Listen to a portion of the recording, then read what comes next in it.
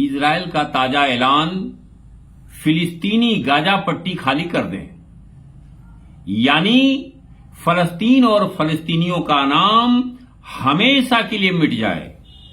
हजारों साल की रिफ्यूजी यहूदियों को पनाह देने वाली फिलिस्तीनियों को उन्हीं के देश के एक टुकड़ा गाजा पट्टी में ओपन जेल बनाकर रख दिया है और इजराइल कह रहा है कि फिलिस्तीनियों से जंग लड़ रहे हैं। कैदियों और सेना में कैसी लड़ाई, कैसा जंग?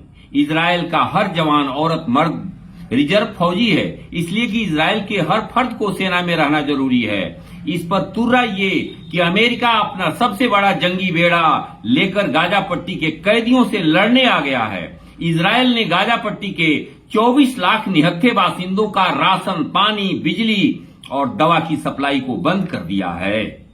दुनिया के सबसे बड़े शांति और इंसाफ का अलंबरदार अमेरिका से सवाल है कि जब रूस ने यूक्रेन को हड़पने के लिए हमला कर दिया तो अमेरिका और नाटो रूस से लड़ रहे हैं और आज इजराइल में अमेरिका, नाटो फलस्तीनियों का देश छीनने वाला इजराइल के साथ हथियार लेकर के खड़े हो गए हैं। क्यों?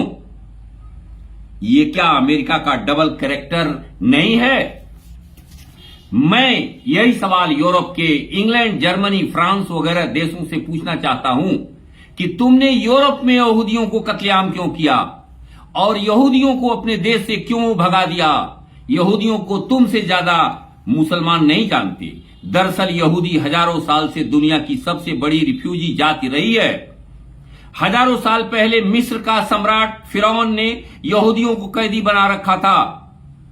ईसा पूर्व 605 में बेबीलोनिया का सम्राट नबूखदनेस्सार ने यहूदियों को इजराइल से मारकर खदेड़ दिया।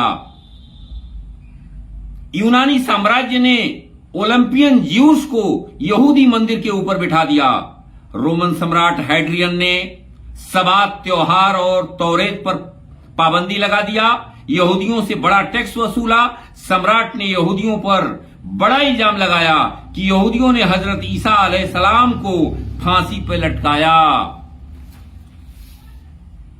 यहूदियों के खिलाफ पूरे यूरोप में नफरत और नरसंहार की लहर चल गई। निष्कासन हुआ।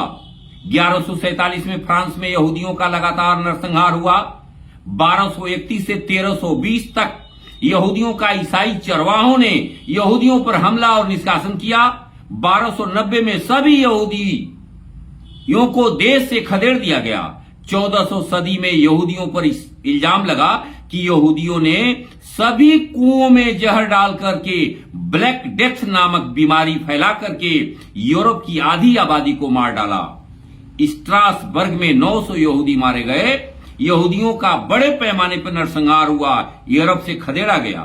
इल्जाम है कि 1660 में यहूदियों ने कुस्तुतुनिया शहर में आग लगाकर आधा शहर को जला दिया। यहूदी शहर से भगा दिए गए। यमन से भी भगाया गया।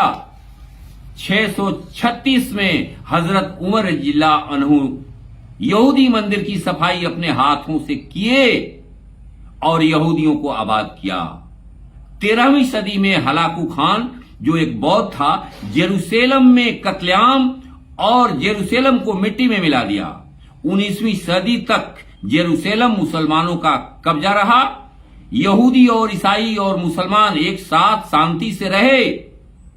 1939 से 1945 तक हिटलर ने 60 लाख यहूदियों का कत्लेआम किया।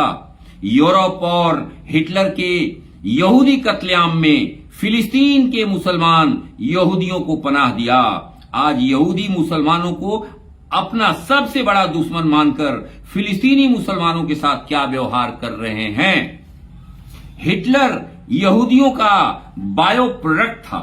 यहूदियों के बारे में हिटलर का बयान जानना बहुत जरूरी है। यहूदी महलों में रहते हैं, जर्मन स्लम बस्तियों में रहते हैं। यहूदी जोंक की तरह पूरे देश का खून चूसते हैं। नई नई कंपनियां खोलकर और नए नए उपकरणों का आविष्कार कर खुद व्यापार क्षेत्र का मालिक बन लेते हैं। आखिर में इस्राएली यहूदियों के बारे में खास जानकारी और संदेश देना चाहूंगा। इजराइल का प्रधानमंत्री एक आतंकवादी मेनकेम बेगिन 1977 से 83 तक प्रधानमंत्री रहा।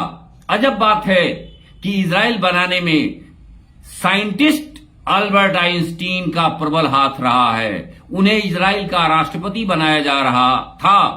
पूरी दुनिया को चंद घंटों में मिटाने वाला एटम बम का आविष्कार करने वाला ओपेनहाइमर एक यहूदी था, जिसके एटम बम से जापान के नागासाकी, हिरोशिमा में लाखों लोग मारे गए। दुनिया में आज इतने एटम बम बन गए हैं कि एक दुनिया नहीं कई दुनिया का नाश हो जाएगा। इस तरह एटम बम से अगर प्यारी दुनिया मिट जाती है तो पत्थरों पर लिख देना कि दुनिया मिटाने का श्रेय यहूदियों को है। आस मोहम्मद XMP। Thank you.